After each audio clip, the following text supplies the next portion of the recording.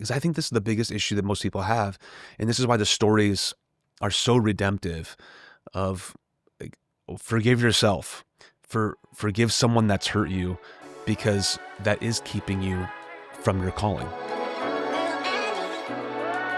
Welcome to another episode of the One Life Podcast, week number 1 of At the Movies. Let's go. Pastor Jared, is this your favorite sermon series truly, or do we just say that sometimes? Like, give me what's your honest podcast answer? 100%, it's my favorite. Okay. And beyond, okay, this is what people were joking with me yesterday, like, hey, you get a month off. And I'm like, yeah, kind of. I mean, from the grind of the sermon prep, but all the sermons were written and recorded back in July when I got back from vacation. While you were still preaching. When I was still preaching. So I doubled up then so we can relax. So the answer to your question, yes.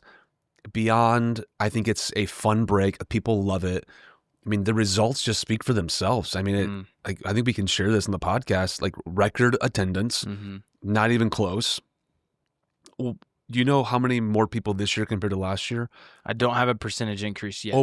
But I'm guessing, I think it's in my head, over 500 more adults in the rooms this year compared to last year, which is...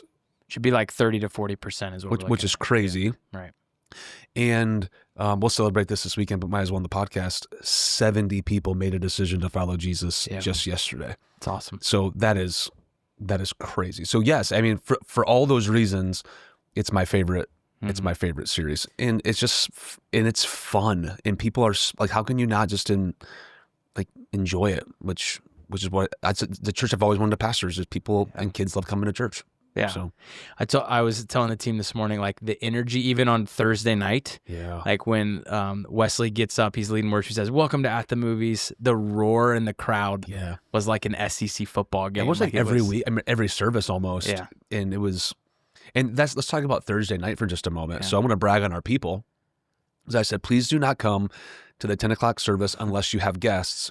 Yeah. And then Thursday night was the most attended Saturday night service that we've ever had. And I thought, well, praise God, people listened and they're not coming. That means like nobody's coming to the 10, but we needed that, man. If we wouldn't have been able to fit everybody in to the 8:30 and the 9 and even the 11:30 service if we didn't have a couple hundred people roll off to Thursday night. So proud of our church for making room, inviting guests, met so many first timers this past weekend. So it's a very exciting time. Yeah. And 4 more weeks to go. So let's peel back the curtain a little bit. First, talk about like when you first, maybe go all the way back when you first learned of At the Movies. Yep. And obviously, pastors, we all do things. Some of the times we created it or we came up with it. A lot of times we're just seeing what worked somewhere else and we kind of take some ideas off that. So tell us when your first time experiencing or learning about At the Movies was. I was in seminary. Okay. I attended Fellowship Church in Grapevine, Texas. Ed Young is the lead guy there, still there actually. And this is when Craig Groeschel at Life Church started the whole At the Movies.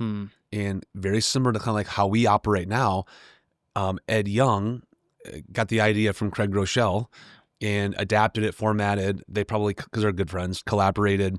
And the very next year in the summer, we did, I think, just 2 weeks of At the Movies. It's the first time I've seen anything like this. And that's, back, things weren't streaming. It was like DVDs. And I remember being like, this is great. It's clever. And then all the advertisement and the popcorn and the soda. But even like how far technology has come and what we're able to do today, even like with 4K projectors and LED walls, it is an incredible experience in just, 20 something years, how far we've come. So that's where I saw it. Then kind of when was a college pastor, young adult pastor, executive pastor in Indiana. And it was Church of the Highlands. We went to a conference called Grow Leader. And they started putting At the Movies in place in November.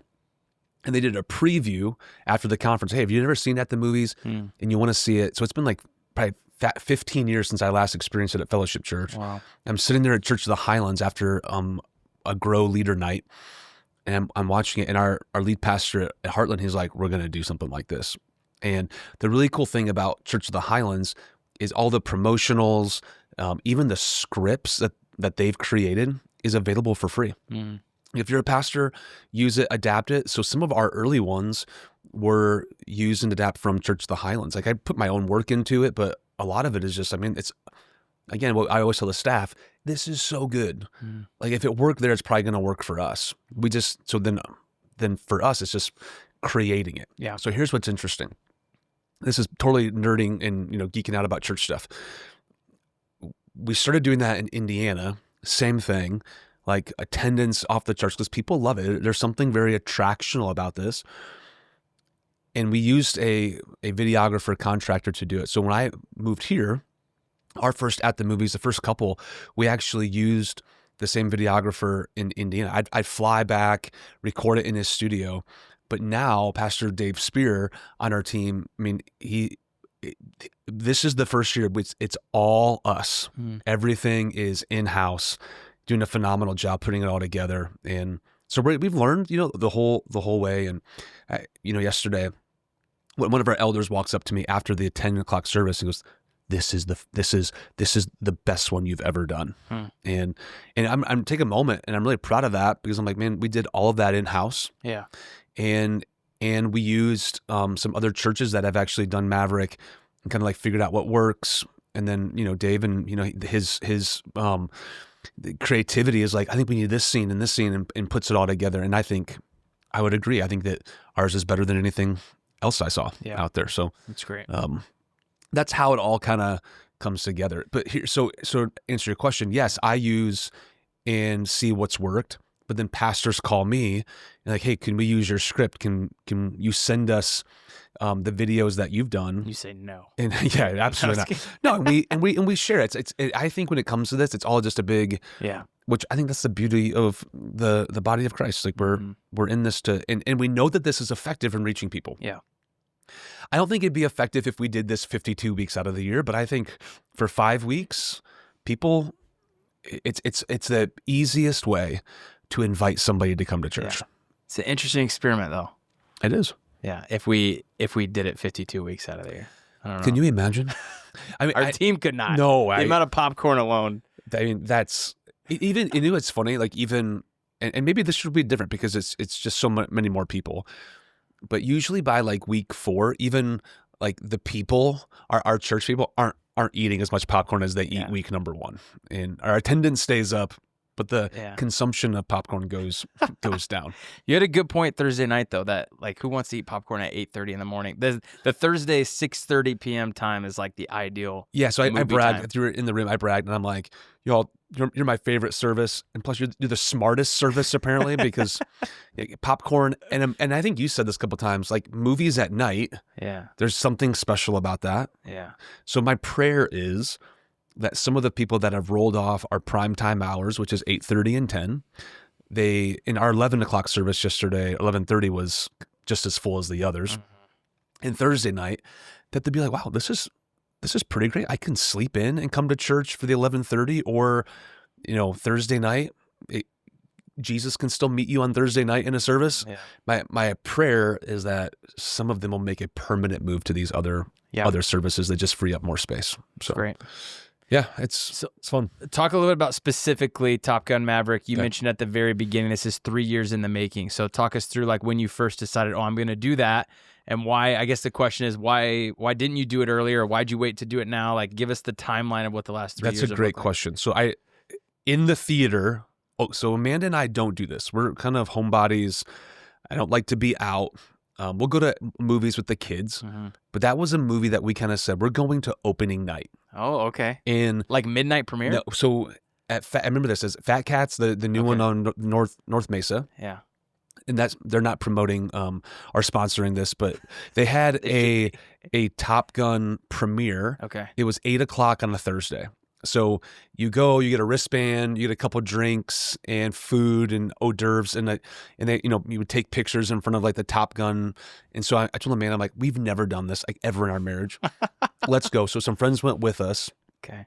And literally, you know how like every week, I don't know if it was this way at East Mesa, but this weekend after I welcome everybody and it goes to the text, the black text, right? And it says, they call it, and in the mute, yeah, and it goes Top Gun, yeah, And I remember in the theater, and it happened even this weekend, people are like, whoa! And I looked at him and I'm like, all right, because Top Gun is such a classic movie. And then when Ice wrote Let It Go, I looked over at Amanda, I'm like, this is a at the movies story. Here's why it's taken 3 years. Because you don't want to mess this up, because it is such a great movie. It has all the feels. So many people have watched it. In fact, almost everybody has watched it. We had a couple different ways and angles that we could have approached with it.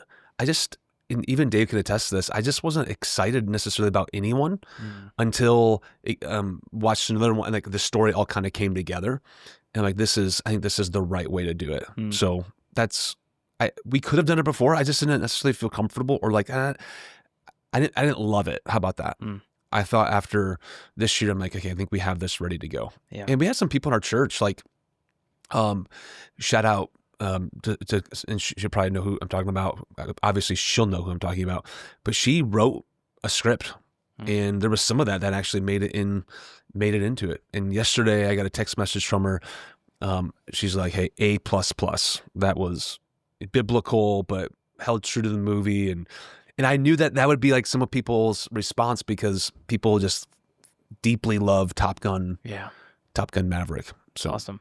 Yeah, that's how it all kind of came together over the last 3 years. What would you say, as far like besides the Top Gun, how do you normally come about like picking movies and what that flow looks like? And do you have a lot that are like 2 years from now I'm going to use that one, or do you kind of decide just before the summer when you record? So both, or when you write, I should say. Well, I would actually say now it's not even just me. I really view like Dave Spear as like a partner in this. So he's working on one that he's just really passionate about. He's like, dude, I think I've cut it all up, and I think we have one for next year already. So I'm really open with like, hey, what do you guys think? So there's a couple different angles we're going to go this year, pulled one back. And then when we see or hear of other movies that have been done, I'm like, this will work. So I would say it's kind of open, and people are walking up to me yesterday, being, have you ever thought of this movie? And I'm like, oh, I would never do that. But it's, people that I trust, that I like, we can make this work. So that's kind of how it is today, I would say, compared to. And then part of it is you build relationships with people. You have churches that you admire from afar, and you figure, what are they doing? And if it works there, man, it's probably going to work for us too. Yeah. So, and I always am a firm believer of like, I'm not hiding. Like, I'll tell people where I get our stuff from, and I think that's where you have to be with this. Of like, we're all bumming stuff off each other anyway. Just be honest about it. That's good. I think is important.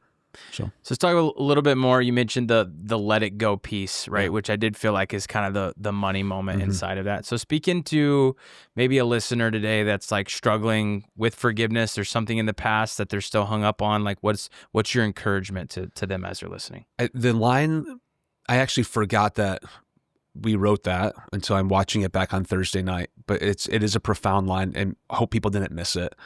It's, God can't put something new in your hand when you're holding on to something old. And I think that's so true, that God has a vision and purpose for your life, but your unforgiveness, the bitterness, the hostility that you're holding on to, which is ultimately a condition of your soul, keeps you from walking into God's full calling of your life. And I don't know what that is for every single person, but there is a person, an event that happened that keeps us stuck. And we might be able to mask it, or we might even be able to look on the outside like we're moving forward. But if you begin to scratch, right, and you begin to like pick at that scab, it still comes out because you never fully have forgiven and moved on. So the idea is let it go. And that sounds so simple, but the reality is, man, like if you don't let God replace it, like transfer it over, like you're never gonna walk into your full calling. I believe that with all of my heart. Or even and you might even still accomplish amazing things for the Lord. I'm not saying like you won't have a good life, but it will keep you stuck from experiencing all that He has. So that's my encouragement to somebody. And in Maverick's case, Pete Mitchell, he was still dealing with the death of of Goose all these years later, it was still affecting how he was living his life every single day. And that event will always, I don't know who I'm talking to, listen to podcasts, an event like that it'll shape you. It'll make you the person that you'll be in the future. But there's a way that you can allow that event to actually lead you fully into your calling and not just, well, I'm just carrying it with you. Yeah. Does that make sense? Yeah. And that's where so many people just, well, this is who I am. No, that it happened to you. That was a season of your life, but that is not your identity. Right. And I think God will use this, redeem it, back to the whole at the movies theme, to bring you to where he wants you to go. So it's awesome. You're not forgetting it. You're just using it for your calling. That's great. I love it. That's my encouragement to somebody today. Yeah. And then the rest of the story, I mean, like we talk about that, like you got to move on. Jesus died, forgive your sins. And like, so let go of your past, allow Jesus to rewrite your future. And 70 people, man, on the weekend gave their life to Christ. That's great. So what a cool time to be a part of this place. Was a close backup in the Let It Go theme going to be the movie Frozen? Somebody asked me that yesterday. They're like, hey, thank God that you didn't use Frozen for the Let It Go theme. Like you would say that, but maybe that's the kids' ministry. They're using Finley Frozen. would love it. She's 3 and asks for that song every day. Yeah. That and Moana. Yeah, it's great. So Gianna, my oldest, 14, this year she was trying out for the school production. And her theme song that she chose to try out was the Moana theme song. Oh, wow. So that's very familiar in my head right now. I'm like, I thought we were beyond Disney show tunes, but definitely not. She crushed it. She got the part. So there you go. Is the play Moana or no? No, it is Alice in Wonderland. Oh. And she's one of the, I don't know the characters that well, but she has a singing. Alice seems like doesn't have Alice. Okay. But she has a singing part in it. So way to go, Moana, for the win. That's awesome. There you go. All right, so you can't really give us a sneak peek because the movies are a surprise, but just tell me one of the things that you're most excited about over the next, as we continue our At the Movie series. I think a constant theme that you're going to see, even with Top Gun Maverick, is walk into the calling that God has for your life. So even this next week's story, there's an event that took the main character out of the game. And circumstances, and it's letting, again, it's all of this. I think this is the biggest issue that most people have, and this is why the stories are so redemptive. Of like, forgive yourself, forgive someone that's hurt you, because that is keeping you from your calling. Yeah. So you're going to see this next weekend, and then the other week, there's a story of a woman that finds her purpose by helping a family. And she breaks free from addiction, and all these types of things are all built in to the next several weeks. Honestly, that is the overarching theme of this year's At the Movies is walk into your calling. Wow, that's good. I think every story, even the replay, because every year we go back to the vault and replay one of our favorites from years past. That'll be Thanksgiving weekend.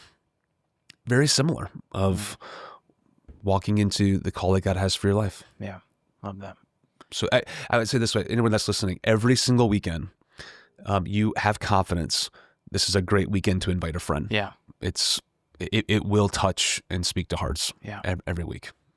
This weekend, and I also think every week, somebody asked me yesterday, is this I'm going to laugh or am I going to cry? And I'm like, both. Yeah. I think that's true for every single one. Yeah. There's lighthearted moments, but also I think it's going to touch a lot of people's. So bring your Kleenex too. Yeah.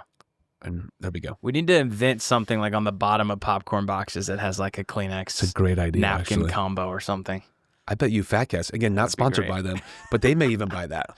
For their popcorn. Where's Shark Tank? We need Shark Tank. Let's go. Yeah. All right. Done. Well, we're excited. Give us a real quick, also something about the porch. Yeah. We've referred to it sometimes as our Mesa Outreach Center. The Turkey Trot is coming up. That's right. Which is a fundraiser for the porch. Give us a little bit of some information on that. Well, who doesn't want to burn a bunch of calories before you eat all the pie and all the turkey for Thanksgiving Day? Yeah. Who does So started this a couple years ago. Amanda, my wife, actually started this through the gym. And it's just the 5K turkey trot. Yeah. People sometimes run it, some people walk it. It's just, and you get a t-shirt, you get a medal, like a normal 5K. And I think last year overall, like after sponsorships and everything, over like $5,500 was raised for the porch, the Mesa Outreach Center. And so that's what we're hoping and praying for, that more people get connected and plugged in. It happens on our Mesa campus, which is just a fun way to begin the morning. And then, Exciting. 100% of everything that comes in will go back out our doors for the porch. It's awesome. Yeah, really Looking forward to it. be a lot. And you DJ, Fun you season. are the DJ. I am. You do the spin tables those mornings. Yeah. So It's a fun time. you're pretty good at it. Everyone wants to DJ at 7 a.m. Why not? That's prime spot. That's a prime time. But there's definitely some good running music that you have lined up. It's a fun event for the entire family. There is a cost, which every 5K has a cost, but all of it. And the sponsors this year, we had more sponsors. So I can confidently say every single dollar that people get for like their bib, their entry into the race, will go right to the porch. We don't keep any of it. So the sponsors have shown up in a huge way this year, which is great for it. We're excited too. The next couple weeks on the podcast, we'll have some special guests on, so stay tuned for that. And then I think we'll have, not to give it away, but Pastor Julie will hang out with you and kind of give an update on the porch. A lot of people ask, and a Sunday morning, I don't have 15 minutes to give an update. So the fact that we can kind of feature the porch leading into next year, some vision around that, and some new hires. We want to be able to interview them so our church can meet, all the different moving parts that we have around here now. So it's going to be great. Yeah, can't wait. We're excited about it. All right. Well, remember, the church is not a building we sit in. It's a movement we get to be a part of to reach one more life for Jesus. Let's go.